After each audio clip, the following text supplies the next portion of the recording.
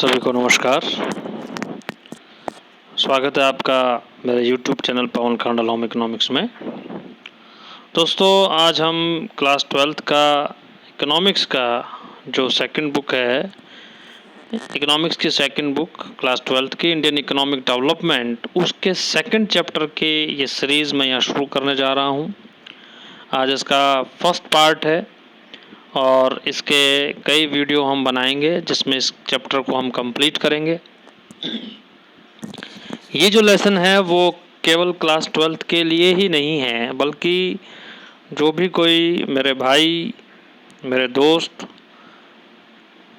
तैयारी कर रहे हैं कंपटीशन की, तो इकोनॉमिक्स के और इंडियन इकोनॉमिक्स से रिलेटेड कई क्वेश्चन उसमें भी आते हैं, तो वो भी इस वीडियो को देख सकते हैं। और जैसा कि आप जानते हैं कि मैं पवन खांडल पीजीटी इकोनॉमिक्स केंद्रीय विद्यालय सीकर से आप सबका स्वागत करता हूं और ज़्यादा समय न लेते हुए हम ये वीडियो शुरू करते हैं। तो क्लास 12th की इंडियन इकोनॉमी का जो इकोनॉमिक डेवलपमेंट का जो सेकंड चैप्टर है, इसका जो पहला चैप्टर था that was about Indian economy at the eve of independence, और उसमें हमने ये जिक्र किया था या उस चैप्टर में ये बताया गया है what was the condition of Indian economy at the evening of independence or at the time of independence. What was the condition of our agriculture, our industries, our demographic profile. So in that chapter, which I have already completed that chapter in my videos, so in that chapter it was you can say picturized very clearly that Indian economy was not in good condition at the time of independence.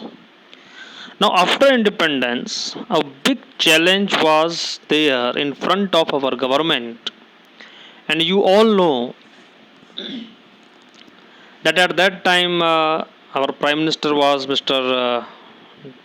Jawaharlal Nehru, and Jawaharlal Nehru adopted just like a socialist economy approach for the development of our country.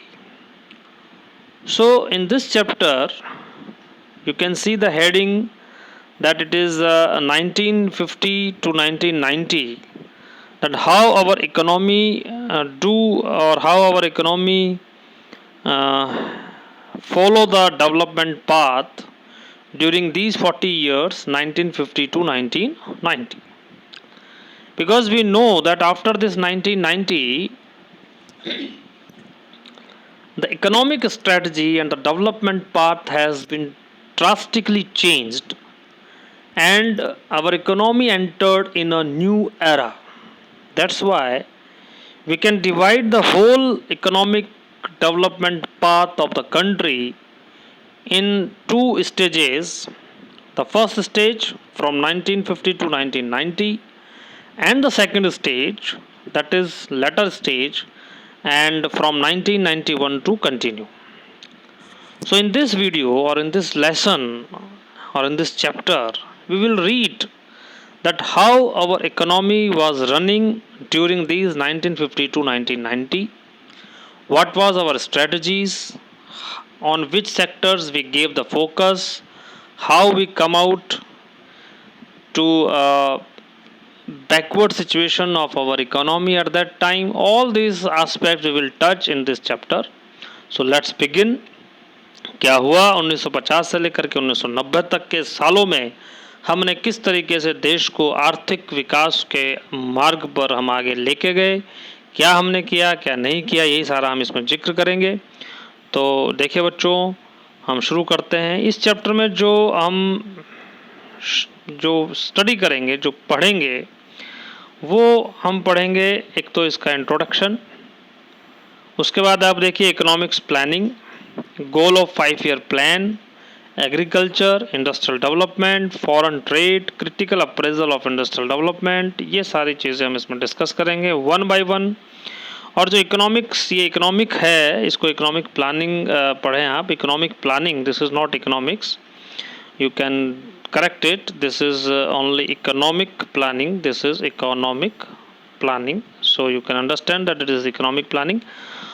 तो economic planning क्या रही, goal of 5 year plan क्या रहे, 5 year plan क्या था, इन सब चीज़ों को समझेंगे। तो हम शुरू करते हैं। सबसे पहले देखिए जो आपके सामने मैं आपको दिखा रहा हूँ, this is about the central problem of an economy. Now why we discussed why we are discussing these points here. So see that in our class 11th in microeconomics, that was the first chapter, introduction, and in my videos I explained in a detail that what is the central problem. So here there is no need to discuss again about all that things. और अगर आप central problem के बारे में जानना चाहते हैं तो मेरे जो पुराने वीडियो हैं, पिछले वीडियो हैं, उसमें आप देख सकते हैं। तो यहाँ हमने इस बात का जिक्र इसलिए किया है कि सेंट्रल प्रॉब्लम में बेसिकली हम स्टडी करते हैं what to produce, how to produce and for whom to produce, कि क्या उत्पादन किया जाए, कैसे किया जाए और किसके लिए उत्पादन किया जाए। अब इन प्रश्नों का जो हल है, और how an economy solve these questions, how an economy solve this problem. So the method to solve this problem will decide what type of economy is there. और आपने शायद कहीं पढ़ा होगा या पहले भी कहीं जिक्र आया होगा कि इकोनॉमी जो है वो 3 टाइप की इकोनॉमी होती है, capitalist economy, social economy and mixed economy.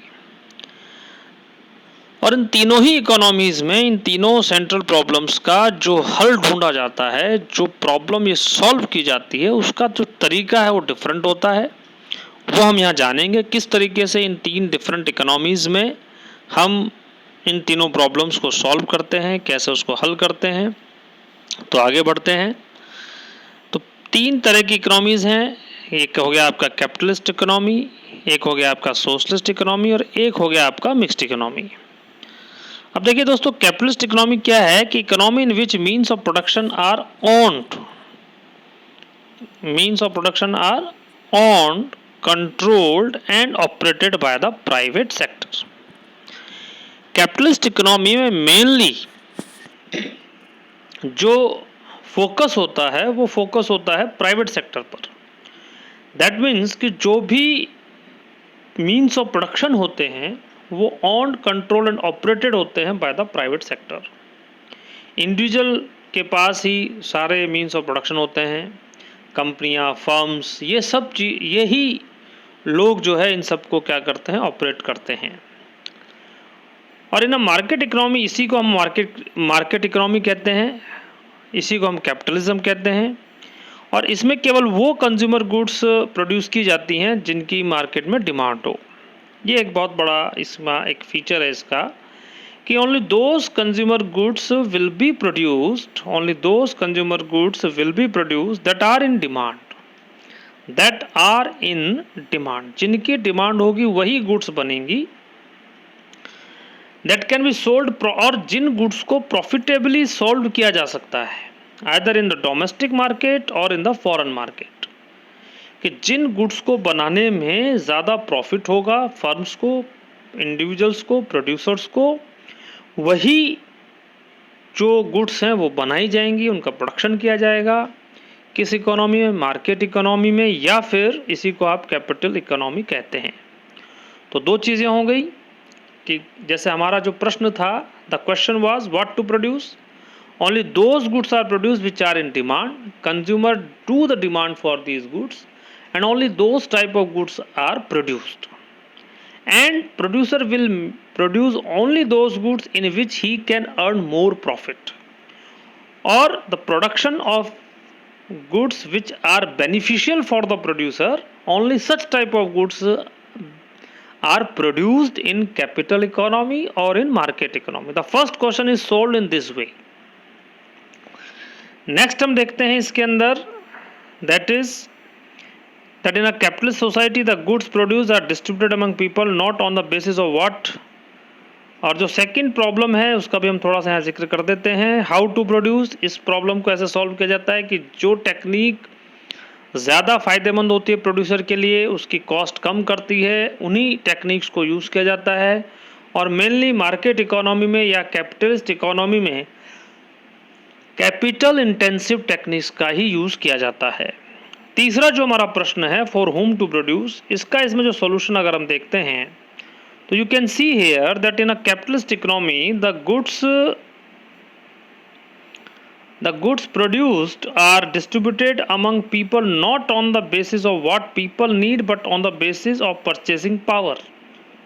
How we distribute these goods among the people, it is based on their purchasing power.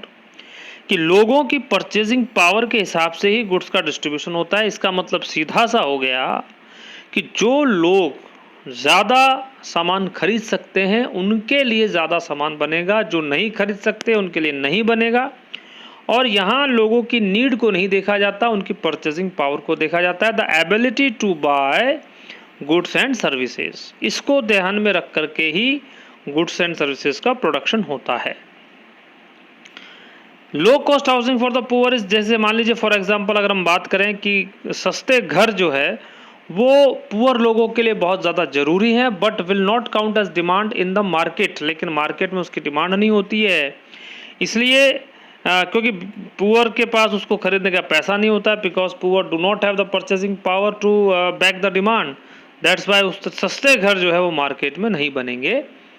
ये कैपिटल इकोनॉमी जो है या मार्केट इकोनॉमी जो है उसमें इस चीज़ को देखा जाता है। तो आई होप आपको समझ आ गया होगा कि किस तरीके से कैपिटलिस्ट इकोनॉमी या मार्केट इकोनॉमी के अंदर जो तीन हमारे बेसिक क्वेश्चन हैं, जो तीन बेसिक सेंट्रल प्रॉब्लम है, उसको सॉल्व किया जाता है। What to produce, for whom to produce and how to produce। आगे चलते हैं। नेक्स्ट हमारा जो अगली टाइप की इकोनॉमी है, the next type of economy is socialist economy, and this socialist economy is totally different from the capitalist economy और market economy. In a socialist society the government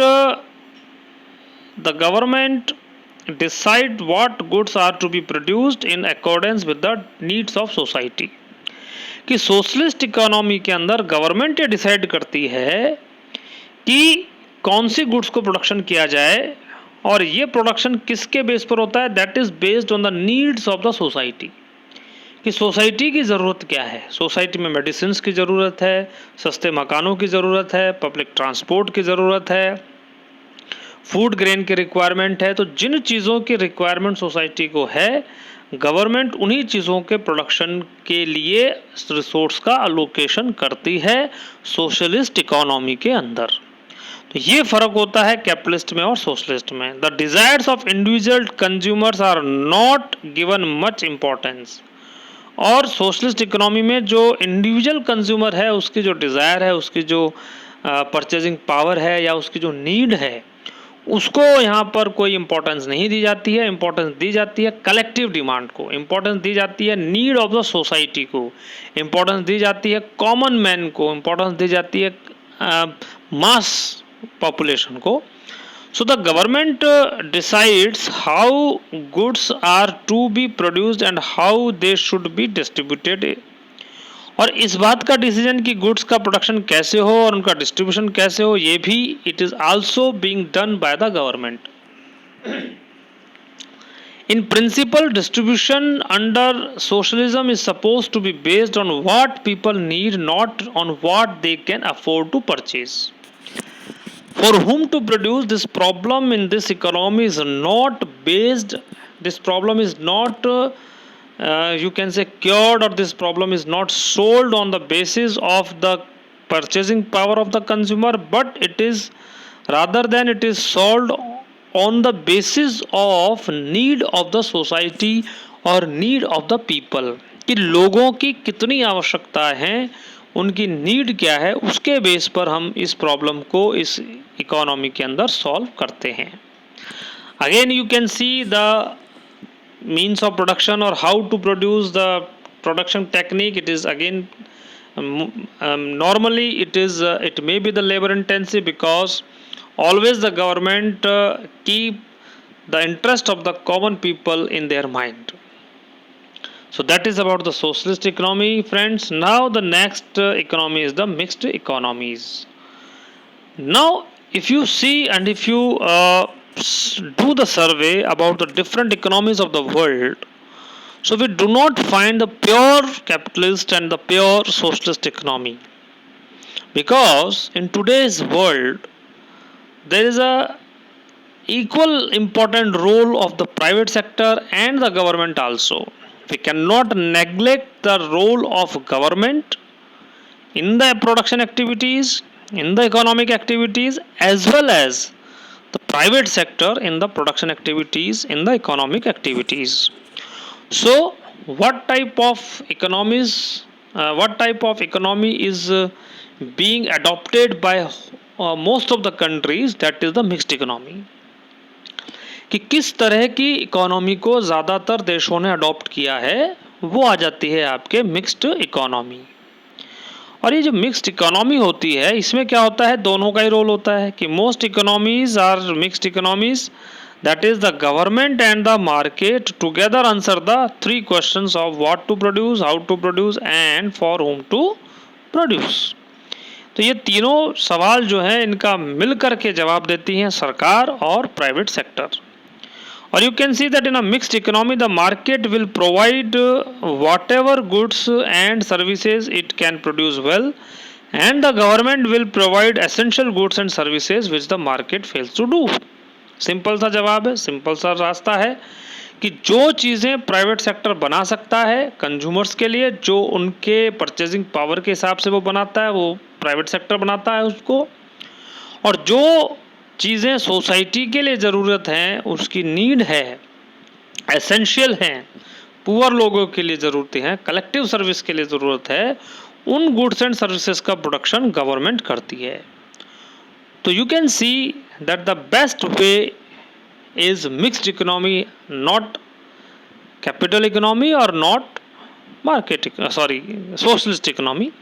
The best way is the mixed economy, and this best way is adopted by our country in 1950। हम आर्थिक विकास की यात्रा पर आपको लेके जा रहे हैं। इससे पहले के वीडियो में बताया देश में क्या स्थिति थी आर्थिक विकास की at the time of independence. After that, the India has took decision on economic development strategy and we adopted the mixed economy। हमने न केवल प्राइवेट सेक्टर को छोड़ा, न गवर्नमेंट सेक्टर को छोड़ा, न उन दोनों में से किसी एक को इम्पोर्टेंस दी, हमने दोनों को साथ रखा, दोनों के इम्पोर्टेंस को समझा। हाँ, ये ज़रूर है कि शुरू के सालों में जो हमारा फोकस रहा वो गवर्नमेंट का रहा, जो ज़्यादा इम्पोर्टेंस रही वो गवर्नमेंट की रही। तो चलिए दोस्तों आगे बढ़ते हैं। तो अब यहाँ हमारे पास एक सवाल उठता है कि व्हाट इज प्लान। हम यहाँ बात नहीं कर रहे इकोनॉमिक प्लान की, हम बात कर रहे हैं, we are talking about plan. What is plan. तो देखिए हम जो भी प्लान बनाते हैं, एक बहुत खूबसूरत सी डेफिनेशन यहाँ प्लान की मैं आपके सामने रख रहा हूँ कि ये plan spells out how the resources of a nation should be put to use. पहली बात ये है कि प्लान हमें ये बताता है कि जो रिसोर्सेज हैं कंट्री के, नेशन के, उनको किस तरीके से यूज़ में लेना है। It should have some general goals as well as specific objectives which are to be achieved within a specific period of time. और पहली चीज़ ये हो गई कि हमारे रिसोर्सेज को किस तरीके से यूज़ करना है, nation should be put to use. The second thing is कि जब हम उन रिसोर्सेज को यूज़ में लेते हैं तो उसके कुछ जनरल गोल्स होते हैं जो हमें अचीव करने हैं, साथ ही साथ कुछ स्पेसिफिक ऑब्जेक्टिव्स भी हैं, उन्हें भी अचीव करना है। और ये सारा achievement within a time होना चाहिए। There should be a some time limit for achieving of all these goals, and that strategy is called the plan. You can say that all these things are the plan. In India plans are of 5 years duration and are called 5-year plan. Bharat में जब हम इन plans की बात करते हैं तो 5 साल के प्लान्स बनाए गए जिन्हें 5-year प्लान्स कहते हैं। और ये जो प्लान बनाए गए वो हम आगे पढ़ेंगे कि प्लानिंग कमीशन के थ्रू बनाए गए। उससे पहले हम बात कर लेते हैं, ये तो बात हुई प्लानिंग की, और अगर हम एक बेहतर मीनिंग और एक और अच्छा और डिटेल में मीनिंग पढ़ें इकोनॉमिक प्लानिंग का, तो देखिए इकोनॉमिक प्लानिंग जो होती है, economic planning means utilization of country's resources in different development activities in accordance with nation priority. बहुत खूबसूरत डेफिनेशन है बच्चों कि economic planning means utilization of country's resources in different development activities in accordance with national priorities. कि हम अपनी country के जो रिसोर्सेज हैं उनका डिफरेंट अलग अलग डेवलपमेंट एक्टिविटीज़ में यूज़ करें, और वो यूज़ हमारे कंट्री की प्रायोरिटीज़ के हिसाब से हो, नेशन की प्रायोरिटीज़ के हिसाब से हो।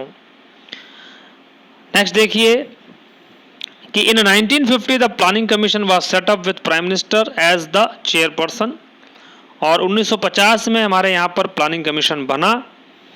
और अगर हम देखें तो एक बार मैं आपको बता देता हूँ कि ये जो इंडियन प्लानिंग कमीशन है इसका एस्टेब्लिशमेंट हुआ 15 मार्च 1950 को। और ये क्यों बनाया गया? इवेल्युएट करने के लिए किसको? The physical capital and human resources and on the basis programmes for the plan development and its evaluation, कि जो भी प्रोग्राम बन रहा है उसका इवेल्युएशन करना कि जो प्रोग्राम बनाया गया है वो सही है, सही तरीके से इम्प्लीमेंट हो रहा है या नहीं हो रहा है।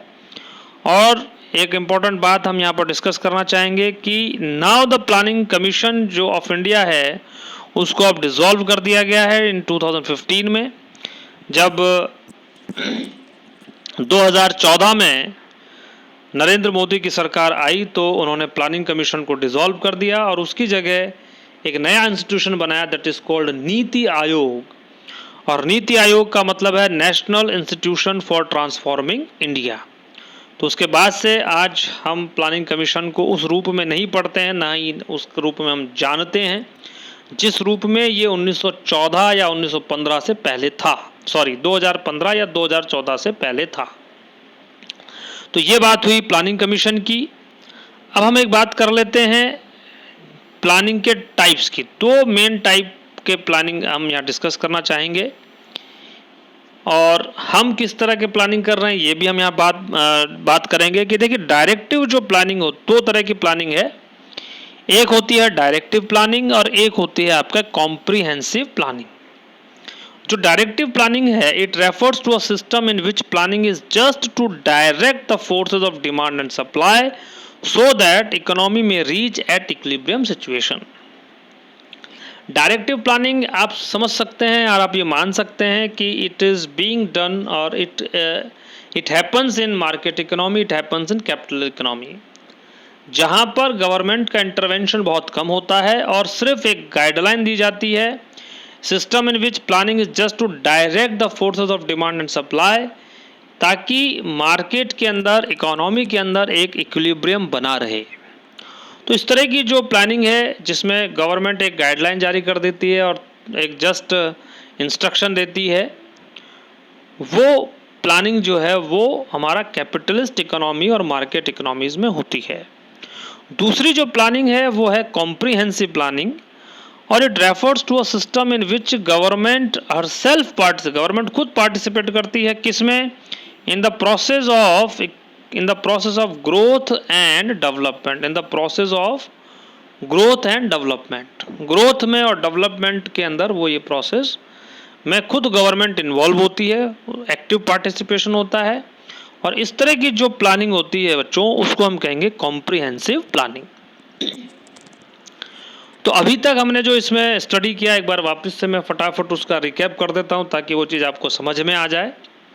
हमने बात करी कि जो इकोनॉमिक डेवलपमेंट है 1950 से लेकर के 1990 तक का भारत में, इंडिया के अंदर जिसकी हम बात करते हैं, उसको जानने से पहले हमने जाना कि वर्ल्ड में 3 तरह की इकोनॉमी या पूरे देश, डिफरेंट जो कंट्रीज़ है वो डिफरेंट टाइप की इकोनॉमीज़ को अडॉप्ट करते हैं।